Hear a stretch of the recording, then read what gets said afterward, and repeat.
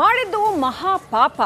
ಆದ್ರೆ ಜೈಲಿಗೆ ಹೋದ್ಮೇಲೆ ಆದ್ರೂ ಬುದ್ಧಿ ಕಲೀಲಿ ಅಂತ ಒಂದು ಹಂತದಲ್ಲಿ ಕಮಿಷನರೇ ಕೂರಿಸ್ಕೊಂಡು ಪ್ರೀತಿಯಿಂದ ಬುದ್ಧಿ ಹೇಳೋ ಕೆಲಸ ಕೂಡ ಮಾಡ್ಬಿಟ್ರು. ಆದ್ರೂ ಏನು ಸುಧಾರಿಸ್ಲಿಲ್ಲ. ನಾಯಿ ಬಾಲ ಡೊಂಕು ಅನ್ನೋ ಹಾಗೆ ಮತ್ತೆ ಅದೇ ಕಥೆ.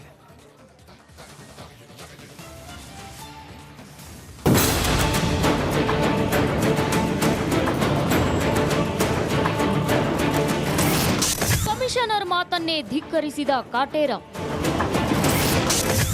ಸಹವಾಸ ದೋಷದಿಂದ ಕೆಟ್ಟ ಸಾರಥಿ.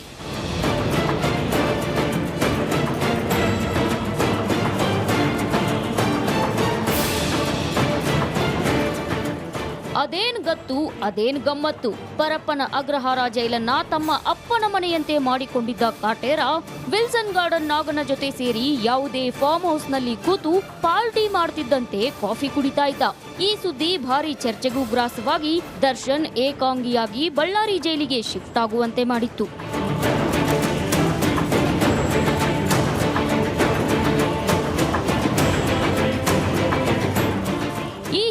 ಪರಪ್ಪನ ಅಗ್ರಹಾರ ಜೈಲಿಗೆ ಹೋಗುವ ಮುನ್ನ ಕಮಿಷನರ್ ದಯಾನಂದ್, ಡಿಸಿಪಿ ಗಿರೀಶ್ ದರ್ಶನ್ಗೆ ಕೆಲ ಬುದ್ಧಿವಾದವನ್ನ ಹೇಳಿದ್ರು. ಜೈಲಲ್ಲಿ ವಿಲ್ಸನ್ ಗಾರ್ಡನ್ ನಾಗ ಸೇರಿದಂತೆ ಕೆಲ ರೌಡಿಗಳಿದ್ದಾರೆ, ಅವರಿಂದ ದೂರ ಇರಿ, ಅವರ ಸಹವಾಸ ಮಾಡಬೇಡಿ, ಅಣ್ಣ ಅಣ್ಣ ಅಂತ ಹತ್ತಿರ ಬರ್ತಾರೆ, ಅವರ ಸಹವಾಸ ಮಾಡಬೇಡಿ ಅಂತ ಬುದ್ಧಿ ಹೇಳಿದ್ರು.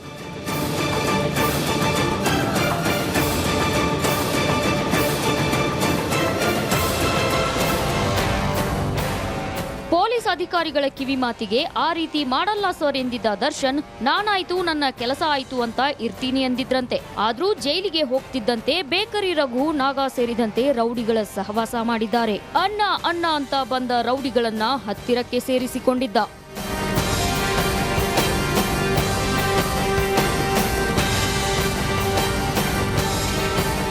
ಜೈಲಿನಲ್ಲಿ ರೌಡಿಗಳ ಸಹವಾಸ ಮಾಡಿ ರಾಜಾತಿಥ್ಯ ಪಡೆದಿದ್ದ ದರ್ಶನ್ ಪೊಲೀಸ್ ಅಧಿಕಾರಿಗಳ ಮಾತು ಕೇಳದೆ ಎಡವಟ್ಟು ಮಾಡಿಕೊಂಡು ಬಳ್ಳಾರಿ ಜೈಲಿಗೆ ಶಿಫ್ಟ್ ಆಗುವಂತಾಗಿದೆ. ಅಣ್ಣ ಅಣ್ಣ ಅಂತ ಬಂದವರು ಈಗ ಯಾರೂ ಇಲ್ಲ. ತಾನೊಬ್ಬನೇ ಏಕಾಂಗಿಯಾಗಿ ಬಳ್ಳಾರಿ ಜೈಲಲ್ಲಿ ವನವಾಸ ಅನುಭವಿಸುವಂತಾಗಿದೆ.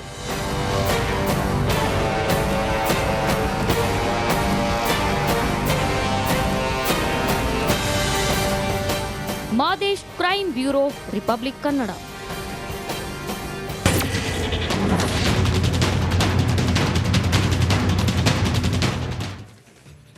ಬಳ್ಳಾರಿ ಜೈಲಿನಲ್ಲಿರುವಂತಹ ಎರಡನೇ ಆರೋಪಿ ದರ್ಶನ್ ಚಾರ್ಜ್ ಶೀಟ್ ಸಲ್ಲಿಕೆ ಆಗ್ತಾ ಇದ್ದಂತೆ ಅವರ ಪರ ವಕೀಲರು ಜಾಮೀನು ಅರ್ಜಿ ಸಲ್ಲಿಕೆಯನ್ನ ಮಾಡ್ತಾರೆ ಅಂತ ಎಲ್ಲರೂ ಅಂದ್ಕೊಂಡಿದ್ರು. ಆದರೆ ಅದ್ಯಾವುದೇ ಬೆಳವಣಿಗೆ ಆಗಲಿಲ್ಲ. ಹಾಗಾಗಿ ಟೆನ್ಷನ್ ಜಾಸ್ತಿ ಆಗಿತ್ತು ಅನ್ನೋ ಚರ್ಚೆಗಳು ಕೂಡ ಶುರುವಾಗಿತ್ತು. ಆದರೆ ಈಗ ಸಿಕ್ಕಿರುವಂತಹ ಮಾಹಿತಿ ಪ್ರಕಾರ 2 ಅರ್ಜಿ ಸಲ್ಲಿಕೆ ಮಾಡೋದಕ್ಕೆ ಮುಂದಾಗಿದ್ದಾರಂತೆ. ಏನದು ಈ ರಿಪೋರ್ಟ್ ನೋಡಿ.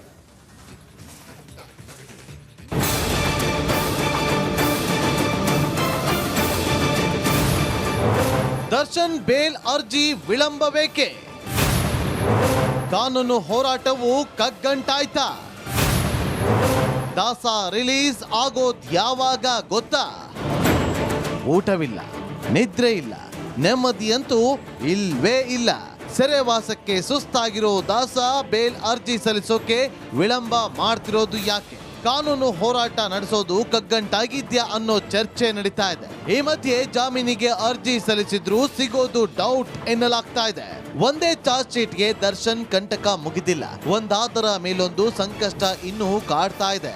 ಎರಡನೇ ಚಾರ್ಜ್ ಶೀಟ್ ನಲ್ಲೂ ದರ್ಶನ್ ಕುರಿತಾದಂತ ಮಾಹಿತಿಗಳು ಇರಲಿದ್ದು, ಈಗ ಜಾಮೀನಿಗೆ ಅರ್ಜಿ ಹಾಕಿದ್ರೆ ತನಿಖೆ ಇನ್ನೂ ಪ್ರಗತಿಯಲ್ಲಿದೆ ಅಂತ ಮುಂದೂಡುವ ಸಾಧ್ಯತೆ ಇದೆ. ಎರಡನೇ ಚಾರ್ಜ್ ಶೀಟ್ ಹಾಕಲು ಪೊಲೀಸರಿಗೆ ಇನ್ನೂ 2 ತಿಂಗಳ ಕಾಲಾವಕಾಶ ಇದೆ. ಹೀಗಾಗಿಯೇ ದರ್ಶನ್ ಪರ ಜಾಮೀನು ಅರ್ಜಿ ಹಾಕಲು ವಕೀಲರು ಹಿಂದೆ ಮುಂದೆ ನೋಡ್ತಾ ಇದ್ದಾರೆ. ಹೀಗಾಗಿಯೇ ಮೊದಲ ಚಾರ್ಜ್ ಶೀಟ್ ನ ದರ್ಶನ್ ಪರ ವಕೀಲರು ಕೂಲಂಕುಷವಾಗಿ ಪರಿಶೀಲಿಸುತ್ತಿದ್ದಾರೆ. ದರ್ಶನ್ ತನಿಖೆ ಮುಗಿದಿದೆ ಅಂತ ಸಾಬೀತುಪಡಿಸುವ ಅಂಶಗಳ ಬಗ್ಗೆ ಲೀಗಲ್ ಟೀಮ್ ಗಮನ ಹರಿಸಿದೆ. ಒಂದು ವೇಳೆ ಮುಗಿದಿದ್ರೆ ಆಗ ಜಾಮೀನು ಅರ್ಜಿ ಹಾಕೋದಕ್ಕೆ ವಕೀಲರು ಸಿದ್ಧತೆ ನಡೆಸ್ತಾರೆ. Bureau report, Republic Kannada.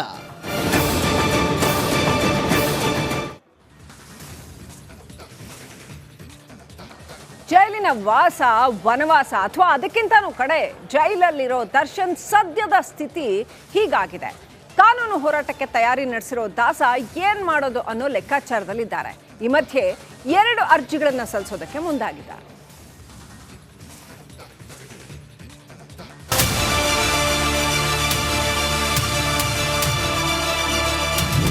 ಕಾನೂನು ಹೋರಾಟಕ್ಕೆ ಸಜ್ಜಾದ್ನ ದಾಸ. ಕೋರ್ಟ್ಗೆ 2 ಅರ್ಜಿ ಸಲ್ಲಿಸೋದಕ್ಕೆ ಸಿದ್ಧತೆ. ತಮ್ಮ ಮೇಲಿರುವ ಕೊಲೆ ಆರೋಪದಿಂದ ತಪ್ಪಿಸಿಕೊಳ್ಳುವುದಕ್ಕೆ ಆರೋಪಿಗಳು ತುದಿಗಾಲಲ್ಲಿ ನಿಂತಿದ್ದಾರೆ. ಆದರೆ ಜೈಲಲ್ಲಿ ರೋಸಿ ಹೋಗಿರುವ ದರ್ಶನ್ ಅಂಡ್ ಗ್ಯಾಂಗ್ ಕಾನೂನು ಹೋರಾಟಕ್ಕೆ ಸಿದ್ಧತೆ ನಡೆಸಿದ್ದಾರೆ ಎನ್ನಲಾಗ್ತಾ ಇದೆ. ಪ್ರಮುಖವಾಗಿ 2 ವಿಚಾರಗಳಿಗೆ ಸಂಬಂಧಪಟ್ಟಂತೆ ದರ್ಶನ್ ಕಾನೂನು ಹೋರಾಟ ನಡೆಸುವ ಸಾಧ್ಯತೆ ಇದೆ. ಇವತ್ತು ಬಳ್ಳಾರಿಯಿಂದ ಬೇರೆ ಜೈಲಿಗೆ ಶಿಫ್ಟ್ ಆಗುವ ಕುರಿತು ಅರ್ಜಿ ಸಲ್ಲಿಸೋದಕ್ಕೆ ಪ್ಲಾನ್ ಮಾಡಿದ್ದಾರೆ. ಇನ್ನೊಂದ್ ಕಡೆ ಜೈಲಿಂದ ಪಾರಾದ್ರೆ ಸಾಕು ಅಂತ ಜಾಮೀನು ಅರ್ಜಿ ಸಲ್ಲಿಸುವ ಸಾಧ್ಯತೆ ಇದೆ. ಬಳ್ಳಾರಿ ಜೈಲಲ್ಲಿ ದರ್ಶನ್ ತೂಕ ಕಳೆದುಕೊಳ್ತಾ ಇದ್ದಾರಂತೆ. ಬಳ್ಳಾರಿ ಶೈಲಿಯ ಊಟ ಮೈಗೆ ಸೇರ್ತಾ ಇಲ್ವಂತೆ, ನಿದ್ದೆ ಬರ್ತಾನೆ ಇಲ್ವಂತೆ. ಹೀಗಾಗಿ ಆರೋಗ್ಯದ ನೆಪ ನೀಡಿ ಬೇರೆ ಜೈಲಿಗೆ ಶಿಫ್ಟ್ ಆಗೋದಕ್ಕೆ ಚಿಂತನೆ ನಡೆಸಿದ್ದಾರೆ. ಮೈಸೂರು ಜೈಲಿಗೆ ಶಿಫ್ಟ್ ಆಗೋದಕ್ಕೆ ಕೋರಿ ಅರ್ಜಿ ಸಲ್ಲಿಸುವ ಬಗ್ಗೆ ಚಿಂತನೆ ನಡೆಸಿದ್ದಾರೆ. ಜಾಮೀನು ಅರ್ಜಿ ಹಾಕೋದು ಡೌಟ್. ಇನ್ನು ಜಾಮೀನು ಅರ್ಜಿ ವಿಚಾರವಾಗಿ ದರ್ಶನ್ ಲೀಗಲ್ ಟೀಮ್ ಇನ್ನೂ ಯಾವುದೇ ನಿರ್ಧಾರಕ್ಕೆ ಬಂದಿಲ್ಲ. ಪೊಲೀಸರು ಪ್ರಾಥಮಿಕ ಚಾರ್ಜ್ ಶೀಟ್ ಮಾತ್ರ ಸಲ್ಲಿಸಿದ್ದು 2ನೇ ಚಾರ್ಜ್ ಶೀಟ್ ಸಲ್ಲಿಸುವವರೆಗೂ ಕಾಯೋದಾ ಅಥವಾ ಜಾಮೀನು ಅರ್ಜಿ ಸಲ್ಲಿಸೋದಾ ಅಂತ ಚಿಂತಿಸಿದ್ದಾರೆ. Bureau report, Republic Kannada.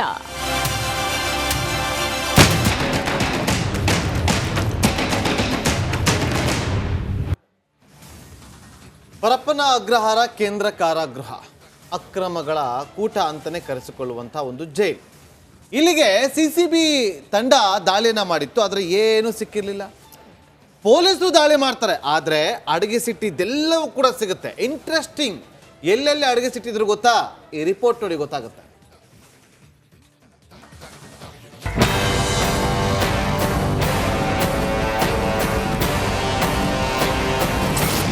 Central ಜೈಲಲ್ಲಿ ಮೊಬೈಲ್ ಮಾರಕಾಸ್ತ್ರ ಪತ್ತೆ ಕೇಸ್.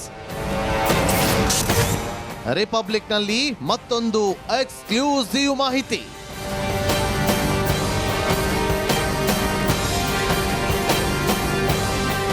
ಪರಪ್ಪನ ಅಗ್ರಹಾರದಲ್ಲಿ ಅಕ್ರಮ ಅವ್ಯವಹಾರಗಳು ನಡೆಯುತ್ತೆ ಅಂತ ಆರೋಪ ಕೇಳಿಬಂದಿತ್ತು. ಇದರ ಬೆನ್ನಲ್ಲೇ CCB ದಾಳಿ ನಡೆಸಿದ್ರೂ ಏನೇನೂ ಸಿಕ್ಕಿರಲಿಲ್ಲ. ಇದರ ಬೆನ್ನಲ್ಲೇ ರೌಡಿಗಳು ತಮ್ಮ ಅಟ್ಟಹಾಸವನ್ನ ಮುಂದುವರೆಸಿದ್ದು ದರ್ಶನ್ ಜೊತೆಗಿನ ರಾಜಾತಿಥ್ಯದ ಫೋಟೋ ವೈರಲ್ ಆಗಿತ್ತು. ಡಿ ಗ್ಯಾಂಗ್ನ ಬೇರೆ ಬೇರೆ ಜೈಲಿಗೆ ಶಿಫ್ಟ್ ಮಾಡಿದ ಮೇಲೆ ಪೊಲೀಸರು ದಾಳಿ ನಡೆಸಿದ್ದು ಮೊಬೈಲ್ ಹಾಗೂ ಮಾರಕಾಸ್ತ್ರಗಳು ಖಾಕಿ ಕೈಗೆ ಸಿಕ್ಕಿದೆ. ಇದರ ಎಕ್ಸ್ಕ್ಲೂಸಿವ್ ಮಾಹಿತಿ ರಿಪಬ್ಲಿಕ್ ಕನ್ನಡಕ್ಕೆ ಲಭ್ಯವಾಗಿದೆ.